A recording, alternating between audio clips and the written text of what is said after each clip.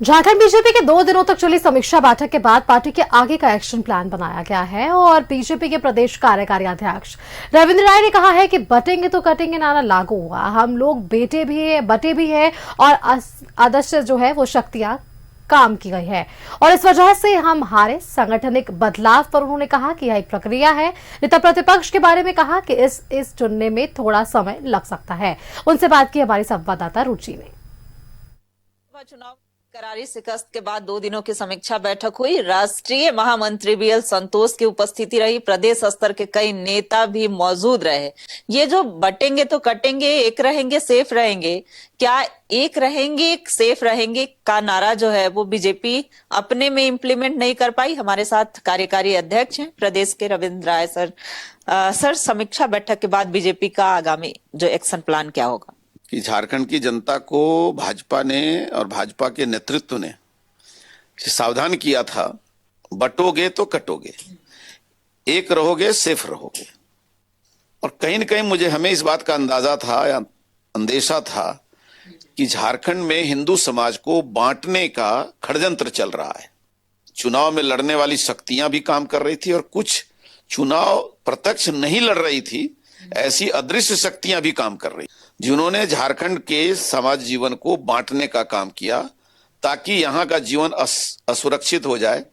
अब जैसे आज जो सरकार आई है, बांग्लादेशी घुसपैठियों को संरक्षण देगी और ये हमारे हितों को काटेंगे। लालू यादव जी 3 दिन तक सोए रहे कोडरमा में आकर। क्यों आए थे? एक सीट जिताने के लिए आए थे, जो जिसका चरित्र क्या है वो जेल में है, आज भी जेल में है। अच्छा, बीजेपी अंदर खाने में एकजुट थी? मैं ये कहना चाहता हूं कि कोई एक नया दल पैदा करके एक जाति समाज को काट करके उसका वोट काटा। कोई कुर्मी काट रहा है, कोई यादव समाज के वोट को काटने की कोशिश कर रहा है, कोई इस ईसाई समाज और आदिवासी समाज को अलग करने की कोशिश कर रहा है। तो ये जो समाज को बांटने का प्रयास हुआ है, ये झारखंड में बहुत दुखदाई है और इसने राजनीति को प्रभावित किया। भारतीय जनता पार्टी के लिए चुनौती है और हम इस चुनौती को स्वीकार करते हैं कि फिर से झारखंड में समाज जीवन को एकजुट करेंगे और तभी झारखंड की रक्षा होगी।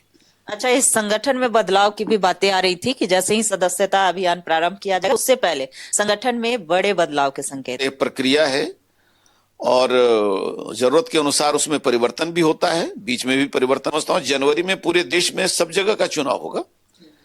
चूंकि यहाँ चुनाव में हम लोग जनरल चुनाव हो रहा था, तो इसलिए संगठन का चुनाव में 1 महीना विलंब होगा। सदस्यता अभी चूंकि हमारी बाकी जगहों पर खत्म हो गई, हमारे यहाँ शुरू हो रही है, इसलिए चुनाव की प्रक्रिया फरवरी तक जाएगी। अच्छा, नेता प्रतिपक्ष भी एक बड़ा सवाल सर कि नेता प्रतिपक्ष कौन होगा, विधायक दल नेता कौन होगा, ये कब तक और कितना दिन का समय लग सकता है? ये केंद्र का निर्णय पर है। जब वो निर्देश देंगे तब हमारे जो जीते हुए विधायक हैं, जिनको अभी क्षेत्र में हमने घूमने के लिए छोड़ा है, लोग आएंगे, उनकी बैठक होगी, केंद्र के दिशा निर्देश होगा और उसके अनुसार नेता प्रतिपक्ष का चयन होगा। नहीं, इस सत्र में तो मुझे बहुत कुछ नहीं लगता, क्योंकि इस बार तो खाली सिर्फ शपथ ग्रहण है सदस्यता की, इसलिए कोई इसमें नेता प्रतिपक्ष का चयन हो कोई जरूरी नहीं है। कैमरामैन